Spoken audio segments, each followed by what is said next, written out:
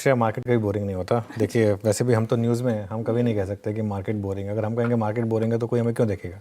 तो इसके लिए मार्केट हमेशा इंटरेस्टिंग है। वो तो अब मार्केट का काम जरूरी ना कि रोज़ रोज़ आपको एकदम मस्त ट्रेड दे। कभी कभी मार्केट को ऐसे भी ट्रीट करना चाहिए कि चलिए ठीक है, थोड़ा आपको ज़्यादा मेहनत करनी पड़ रही है। देखिए एक चीज़ समझिए, मार्केट में कंसोलिडेशन है।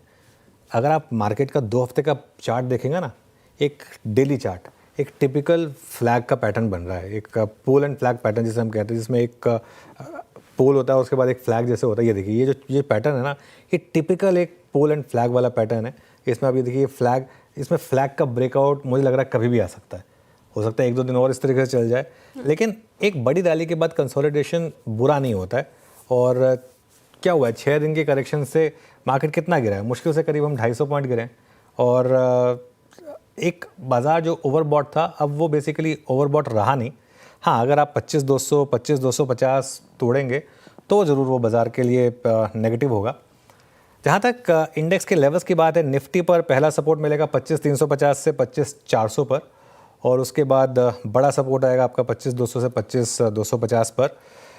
रेजिस्टेंस आपकी है 25,500 से, ये गलत लिखा है शायद 24 करिए, इसको ठीक कर दीजिए, हटा दीजिए इसको।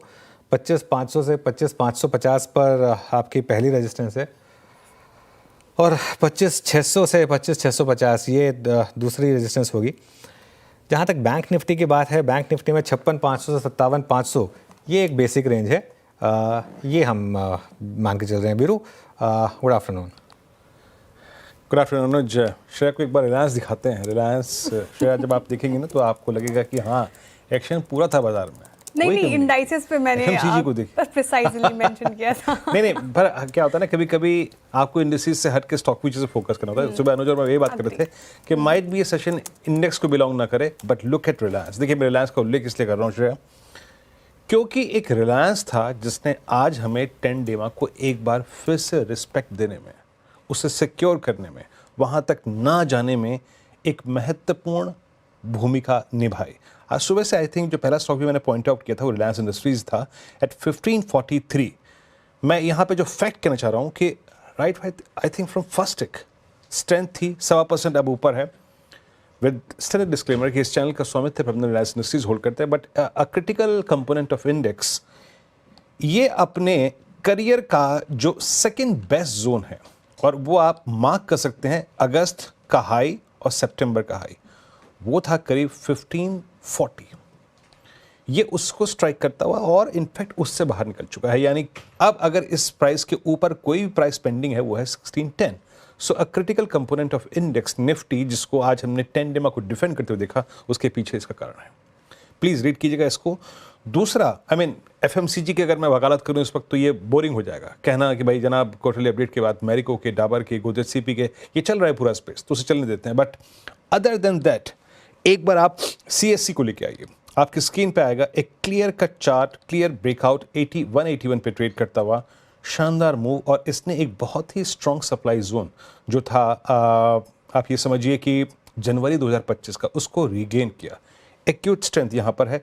और एक मैं रखूँगा Cummins India, from different class, different space, capital good space में 3389 पे स्ट्रॉन्ग मूव लेके ट्रेड करता हुआ, और डे हाई पे स्ट्रॉन्ग बिल्डअप है इसमें भी। तो सीएससी, कमिंस इंडिया और रिलायंस। और बात करते करते याद रखिएगा, रिलायंस टिक बाय टिक चार्ट पे एक स्ट्रॉन्ग इंपैक्ट डाल रहा है निफ्टी पर भी। निफ्टी ऑलमोस्ट अब इस वक्त जो हमारी डे हाई की डिजेक्ट्री है उसको स्ट्राइक करने की कोशिश करता हुआ 25466।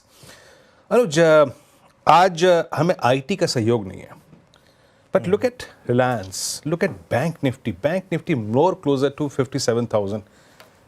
ये एटलीस्ट लोअर ट्रैजेक्टरीज में टाइम स्पेंड करना तो अच्छा ही है ना। एक लिक्विडेशन के बाद हम, अब आप देखिए निफ्टी 10 डेमा से दूरी बनाता हुआ, ये निफ्टी बैंक 20 डेमा से दूरी बनाता हुआ, इसको कैसे रीड करना चाहिए?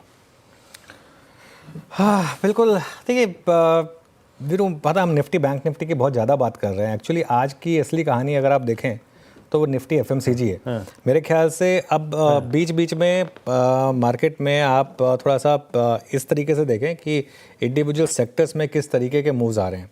निफ्टी बैंक निफ्टी तो आई थिंक ये सब इस तरह से चलता रहेगा, वो कभी अप कभी डाउन, ये सब बातें होती रहेंगी। लेकिन आज की असली कहानी वैसे मैं कहूँ तो more than anything else Nifty FMCG है। आई थिंक बैंक निफ्टी और निफ्टी पर तो वेल एस्टेब्लिश्ड है कि जब तक आप उस 10 और 20 DMA के उस जोन में हैं तब तक आपको चिंता करने की कोई खास ज़रूरत है नहीं। चलिए